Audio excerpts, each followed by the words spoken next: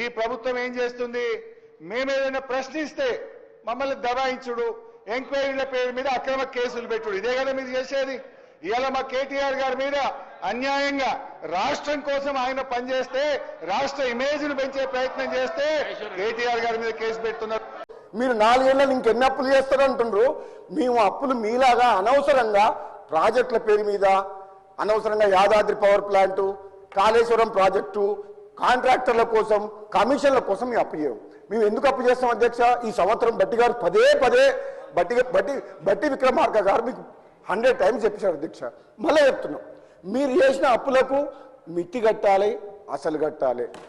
అసంపూర్తిగా ఉన్న ప్రాజెక్టులని కంప్లీట్ చేయాలి. మీరు బడి పిల్లలను గాలికి వదిలేసి అట్లా ఇయ్యారు సార్. మినిస్టర్కి ఇస్తారు. మీరు మినిస్టర్ ఇంకా రాజగోపాల్ రెడ్డి గారు, నువ్వు హోమ్ మినిస్టర్ ఇంకా ఇస్తారులే, నీకు మైక్ ఇప్పుడు ఎలిజిబిలిటీ లేదు, కూర్చోండి దయచేసి. మీరు హోమ్ మినిస్టర్ కావాలి రాజగోపాల్ రెడ్డి గారు, కూర్చోండి.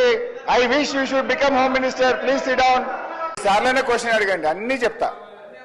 అధ్యక్ష, ఫస్ట్ ఎవడా యూజ్లెస్ ఫెలో దొంగ అన్నది 100 సార్లు అంటారు.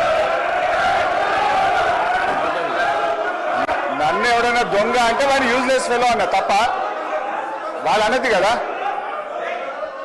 అధ్యక్ష.